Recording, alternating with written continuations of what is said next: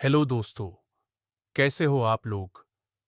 आप लोग थंबनेल देखकर समझ तो गए होंगे हम किस चीज पर बात करने वाले हैं जैसा कि आप लोगों ने कभी ना कभी सुना होगा बायोलॉजी शब्द। लेकिन क्या आपको पता है बायोलॉजी क्या है?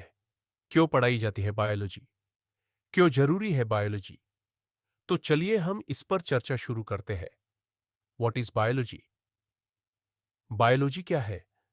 बायोलॉजी दो शब्दों से मिलकर बना है, बायो प्लस लॉगी। यहां पर बायो का मतलब लिविंग या लाइफ शब्द से है और लॉजी का मतलब स्टडी होता है।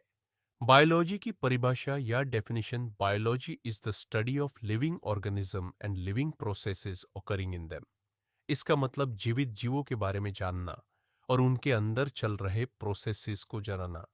बायोलॉजी के बहुत से ब्रांचेस है, लेकिन इसे दो मेन सब्जेक्ट में डिवाइड किया गया है, जो है बोटनी और जूलॉजी। अक्सर हमसे एक क्वेश्चन पूछा जाता है, who is father of biology? Biology के पिता कौन है? तो चलिए हम आपको बताते हैं बायोलॉजी के पिता कौन है। बायोलॉजी के फादर अरिस्टोटल है। इन्होंने इस विषय पर बहुत योगदान दिया है। जूलॉजी और मॉडर्न एम्ब्रियोलॉजी के फादर भी यही है, लेकिन बोटनी के फादर थियोफ्राटुस है। Biology is the study of life and living organisms. मतलब इसमें हम जीवित जीवों के बारे में पढ़ते हैं और उनके अंदर क्या है, क्यों है।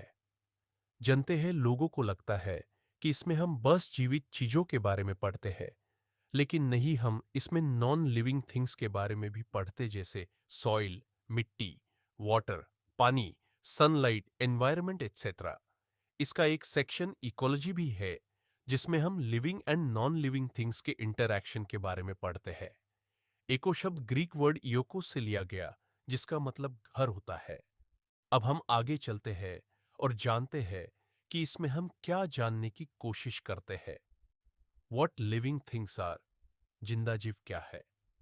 हाउ दे फंक्शन, वे काम कैसे करते हैं। How they grow, reproduce and evolve. How they interact with each other and their environment. Biology के कई ब्रांचेस हैं। मैंने कुछ की ब्रांचेस के बारे में स्क्रीन पर दिखा रहा हूं। एक बोटानी, स्टडी ऑफ प्लांट्स। इसमें हम प्लांट्स के बारे में स्टडी करते हैं, प्लांट्स के बाहरी हिस्से, अंदर के हिस्से की अरेंजमेंट, लीव्स के बारे में जानते दो। Zoology, study of animals. इसमें हम एनिमल्स के बारे में स्टडी करते हैं, जैसे खुद को टीन। Microbiology, study of micro organisms. इसमें हम माइक्रो ऑर्गेनिज्म की स्टडी करते हैं, जैसे बैक्टीरिया, प्रोटिस्तांचार। Genetics, study of genes and heredity. इसमें हम जीन्स के बारे में स्टडी करते, जैसे हम अपने फैमिली किससे सिमिलर ज्यादा क्यों है। 5, ecology, study of ecosystems and the environment. इसके बारे में तो हमने पहले ही बट कर ली है।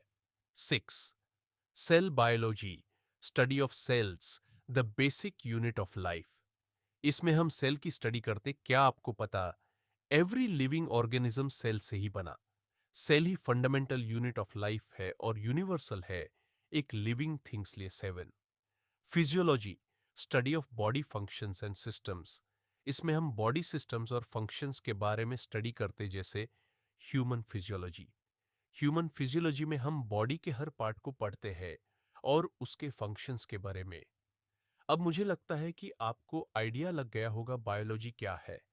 अब हम जानते हैं कि बायोलॉजी जरूरी क्यों है। Why is biology important?